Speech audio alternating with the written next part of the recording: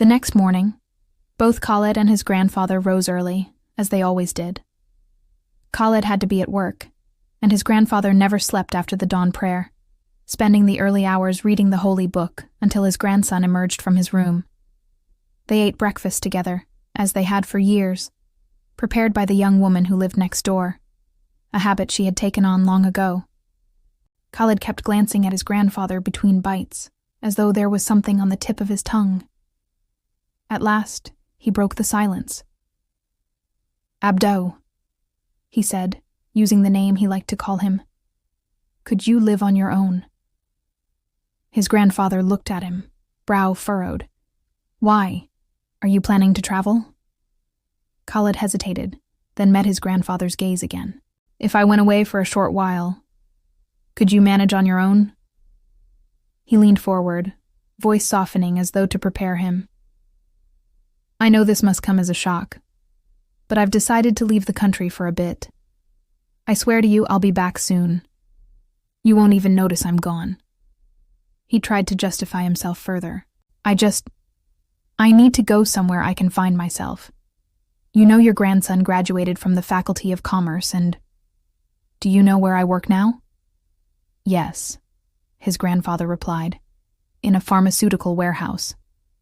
Khaled gave a bitter laugh. "Your grandson works as a porter in a drug warehouse. A porter. Put the box here. Take the box there." He stood up to leave, adding, "It's just for a short while." But before he could step out, his grandfather's voice stopped him cold. "Why lie to me, Khaled? Why not just tell me you're going down into the cellar?" The words hit him like a thunderclap. He had made up the story about traveling just to hide the truth, so his grandfather wouldn't think he'd gone mad. He stared at the old man in shock. "The cellar? How did you know about that? I mean, what cellar? That's nonsense." His grandfather's eyes didn't waver. "I've known for a long time, a very long time." He motioned for Khaled to sit back down. His tone was steady, serious. "Why do you want to go down there?" Khaled hesitated, trying to turn it into a joke. "Why are you so hung up on this cellar business? I told you I'm traveling." "Why, Khaled?" his grandfather asked again. "Why do you want to go into the cellar?" There was no way out of it now. Khaled exhaled a long breath. "I want to prove to Mona and her father that I'm not like everyone else, that I'm a hero." "Is that all?" his grandfather pressed. "Yes, that's all," Khaled said, almost defensively. Then, with a faint smirk, he added, "And who knows? Maybe I'll even find the treasure you all went down there looking for years ago." His grandfather repeated the question. "That's all?" "Yes." His grandfather's expression hardened. "You mean to tell me you want to go down there for that?" Khaled stared at him, surprised by the gravity on his face, something he had never seen before. The old man continued, "Suppose Mona married someone else. Would you still go down into the basement?" Khaled fell silent. "I will never believe you want to enter the basement for Mona," his grandfather pressed on. "You want to go for another reason entirely, the same reason I went, and others before me. It runs in our blood, mine, yours, and your father's. It's our love for the unknown, our hunger to rebel, our thirst to discover something new, our craving to be different." He leaned back slightly, his eyes far away. "When you were little, I used to tell you stories about the basement and you would cry.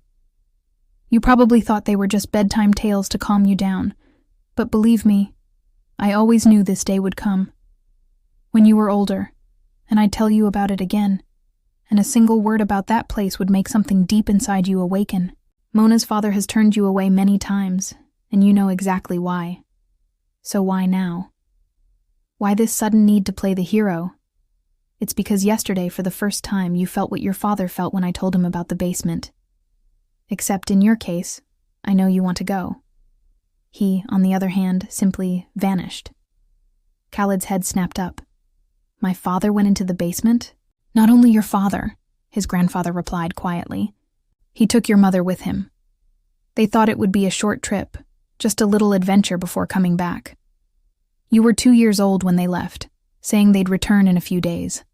Days became months. Months became years. Eventually, everyone believed they had died in an accident, and they thanked God you hadn't been with them. But the truth is, they went into the basement. He sighed deeply. I never blamed them. I told myself, you went down there too, and you were proud of it. The only difference is, God spared me. He looked directly at Khaled. That's why I won't be angry, or stop you if you choose to go. Even if I know your decision will take you away from me. But you must be sure you're doing it for yourself, not for some illusion you've wrapped around Mona. He pushed himself up from his chair and walked a few steps, his back now to Khaled. When you decide, come to me. There's a lot to be said about the Forik basement, things that someone other than me will tell you. Khaled left soon after. Instead of heading to work as usual, he went to meet Mona. She had called and asked to see him at one of their usual spots inside Mansoura University. On the way, his mind churned with his grandfather's words. Was he truly going because of Mona, or was it the pull of adventure? Then his thoughts drifted to his parents, whose faces he had never known. He had always been with his grandfather, never once seeing a single photograph of them. The only images in his mind came from what relatives told him. That he was tall like his father, nearly the same height, a little over 1.80 meters, with broad shoulders and a strong build. From his mother's side, they said his deep black hair and constant smile were exactly hers. And then, inevitably, his mind returned to the name his grandfather had mentioned for the first time, Forik Basement. Who was this man who had a lot to say about it? He arrived at the meeting spot and saw Mona waiting for him, her multicolored headscarf bright against the dark flow of her black abaya. He had always teased her about that abaya, telling her he felt unlucky whenever she wore it. Today, he smiled at her as usual, but she didn't smile back. I'm sorry, she said quietly, for what my father did to you, for the 8th time. He laughed. No, I'm used to it by now. Everyone in town already knows I've broken the national record for getting rejected. I should be in the Guinness Book of World Records. He said it to pull her out of the sadness he found her in, but it was useless. She continued, her voice soft and pained. I used to think like you that my father wanted someone different for me, but suddenly he changed. Khaled frowned. What do you mean, changed? A doctor came to my father asking for my hand, she replied. I was certain my father would refuse, but to my shock, he agreed. What? Khaled burst out. He agreed? Yes, he's insisting I marry him. Tears welled in her eyes and slid down her cheeks. Khaled stared at her, his voice tight. And me? I tried to talk to him about my love for you, she whispered. He slapped me across the face, said he knows what is best for me, that my future will be secure with the doctor, and that with you, I would only suffer. Mona's words tangled with her tears. Khaled listened, unable to believe his ears. What was this maniac of a father thinking? He had once told Khaled he wanted his daughter to marry someone extraordinary, but apparently, extraordinary meant anyone except Khaled Hosni. Was it really possible for years of love to vanish overnight? He had never loved anyone the way he loved her. Why hadn't she fought back against her father's decision? Had she surrendered out of fear of becoming an old maid? The questions swirled in his mind while she spoke. Then, she asked him to leave so she could get home before it was too late. It felt like she was running from him. He gave a bitter smile and waved her away without a word. It was the first time he had ever felt defeated, a sensation entirely foreign to him. Not once in all the times he had proposed and been rejected had he truly felt it. He had always believed in something called hope, even if he had to ask 100 times before she said yes. He remembered enduring the stares, the laughter of people when he told them he'd marry her one day, that their love story would be one for the ages. He remembered the time he foolishly asked her to marry him without her father's consent, only for her to refuse, leading to a long silence between them until he apologized. But now he felt more foolish than ever. She would agree to the doctor, just as her father wanted. Maybe she only met him today to ease her conscience. Years of love, melting away like a block of ice in seconds. His thoughts were shattered by the shrill ring of his phone. He answered to find his employer shouting at him for missing work. He lost his temper. "I'm not working for you anymore," he snapped, and hung up without another word.